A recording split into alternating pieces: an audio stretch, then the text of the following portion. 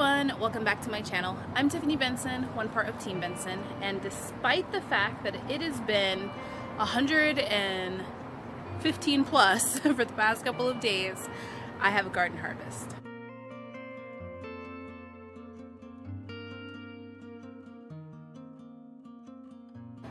So guys, thank you for all the new subscribers that we have been getting. We got a bunch of new subscribers over the past week, so thank you everybody that has been sharing our videos and just really getting our channel name out there. I really appreciate it. We are in the midst of our 10K giveaway, so make sure that you subscribe and then head over to Mighty Crop and follow them on IG. So I was trying to sit down in my garden, but I feel like the sun is just in my face. So a lot of you guys might wonder, how can I get anything to grow when it's like 116 degrees, which it will be 116 degrees. Current time is 8 o'clock and it is 94 degrees outside. And it is because, one, I grow summer heat-loving vegetables, even if they're not desert heat-loving vegetables. I grow the vegetables that can take the highest amount of heat, and then I create a microclimate with all of my shade cloth, which is what you'll see all about my garden, because at a point in time my garden will become completely covered. So the first heat-loving vegetable that I do grow underneath the shade cloth is my okra. Now my okra, I have an okra ready right now, but I have been getting okra every single day, sometimes twice a day. For those of you guys that have not grown okra, okra is one of those things that when you see a baby okra, it's probably going to be ready by the end of the day, or if it's a baby in the end of the day, it's probably going to be ready by morning. So make sure you're checking your okra plant twice a day, because it's kind of like an avocado where it'll go from like perfect to meh in like a day or like a couple of hours. So let's go look at the okra plant. So I have one okra right here that is ready, and then I have another one here, but I think that one's going to be ready by the end of the day, so I will leave that one for right now. So the thing I love about okra is that you can basically just put it in a little Ziploc bag in your refrigerator and kind of just collect them, because okra is going to come every day. There's going to be like 1 or 2 okra. So what I do is I collect them over the week, and then at the end of the week, or when I get a bunch of them, then I make like an okra stew or fried okra or something like that with it. This year I'm growing an okra called the heavy hitter, which is this one. And I want to grow enough of them so that I can pickle at least just 1 jar of my own okra. I hate buying store-bought okra, and I actually have not done it in several years now. So I do love pickled okra, and I've never pickled it before. And normally we drive way outside of the city to a little town to get pickled okra. So this year I want to try getting it or doing it myself, since my pickles are turning out delicious. Now, the next plant that's going to give you a lot of stuff are your shishito peppers, if you guys haven't already guessed it. So shishitos grow all year long. They grow in different sizes. Now you might start getting smaller ones, you might start getting more red ones, and you might start getting, just regular big ones, depending on what phase your shishito plant is in. What I do is, once my shishito plant starts growing ones that look a little bit wonky, which these ones are still fine, but that one is growing shishitos that are a little wonky, then I cut it back and I let it kind of grow back. Right now the ones in the pots have starting to grow back, so what I'm going to do is I'm going to make sure that I'm always harvesting their peppers, because now I have all the little buds that are coming in to grow me new peppers. So not too bad of a harvest of shishitos. As you can see, this time they're really small, which these ones might be more of the lottery, so the hotter version, than the bigger ones. But that plant needs a break, so I'm going to probably trim off any bad leaves that I see and then just let it flower and give me another round. So the other pepper I have are my jalapenos. Now my jalapenos are kind of tiny too, but I only have one of them. I think we used the other one for a salsa last night, and I thought I had 3, but I guess I just have one more. So I'm gonna go ahead and grab this one, and then we'll use that tonight for dinner. Now the next thing I'm gonna get are some herbs. I have mint, chocolate mint. Now my regular mint and my lemon balm are not liking the heat. They're getting ate up or burnt up, but my chocolate mint is doing well. And I want that one to bush out really well. So I'm gonna go ahead and make sure that I harvest that one. And then also my basil is a completely heat-loving plant. So just a reminder, the more that you guys prune your herbs, the more they're gonna bush out. So as you can see, this was the first pruning that I did. It bushed out into 2, and now I get to prune the tops of these ones. And all I do is I come in and I just grab the very tops.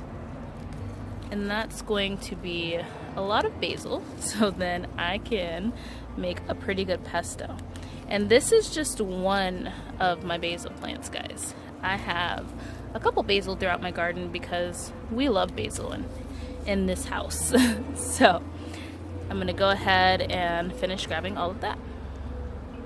Now my other basil is over here, and this one is a different type, but as you can see, it has the 2 little leaves that are starting, and that's where you want to go. I can go further down on the plant. As you can see, I could have picked them from anywhere, but I want to give this basil a nice trim because 1, it's starting to flower, and then 2, this one's getting eaten by something. So I'm going to go ahead and I'm going to take this basil down to as far as I can go with leaving the first 2 sets of little leaves. Alright guys, so here's a bit of a pro tip for you guys. I mean, pro by my standards, by me calling myself pro. But spider mites are the one thing that will plague your desert garden because they get basically blown in through all the crazy hot sandy wind. So spider mites are just going to happen. What you can do is really hose down your plants when you see the first sign of spider mites, and that will help control the population. Motorcycle. Yep, that's the city. So that'll help completely control the population or kill them, because since it's so hot, you don't want to really be spraying like any type of oils or anything like that on your plants.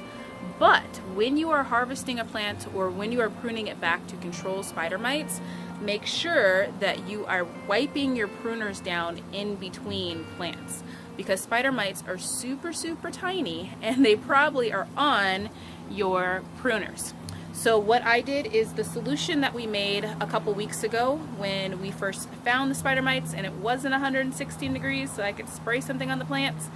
I just used that solution to then clean down my pruners and give them a clean in between plants, because the last thing you want to do is be the one that's responsible for transporting the spider mites throughout your garden.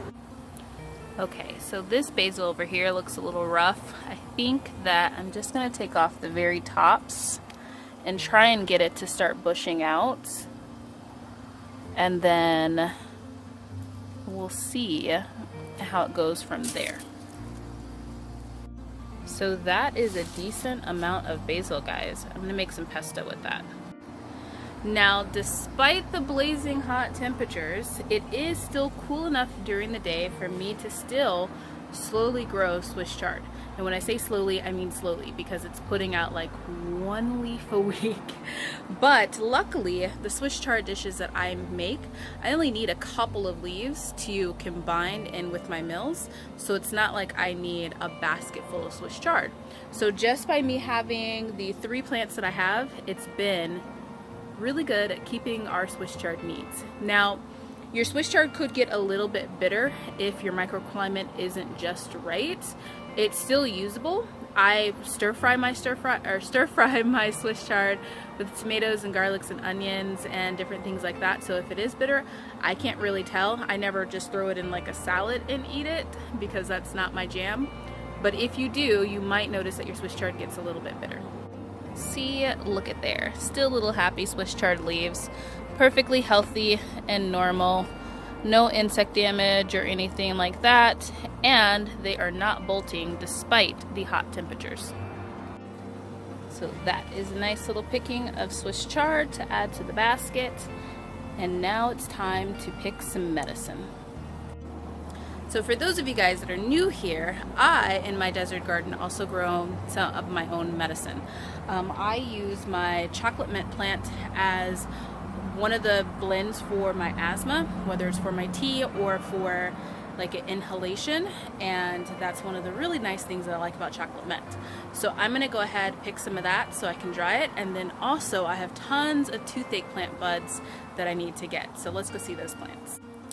So my chocolate mint is getting tall and a little bit of sun skull, but I want it to really grow out. So I'm gonna go ahead and I'm gonna take my chocolate mint down all the way to the next set of buds. So now the last thing I'm going to grab are my toothache buds, and I have a little bowl to put them in. Look at all these little buds, guys.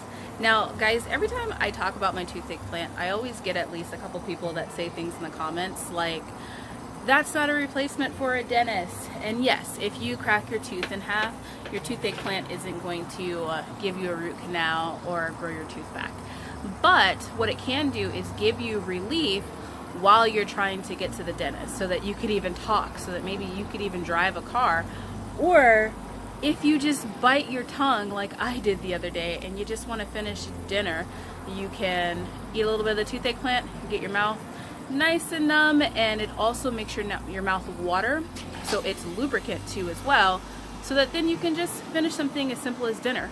Or if you guys have kids with braces, giving them just a little bit of relief to where they can just live life. So there's tons of things that you guys can use a lot of these medicinal plants for. But that's the AC unit that just turned on, so I think it's time for me to go inside and stop sweating. So until next time, grow yourselves a garden, because even a small space can provide you with tons of food. Bye guys.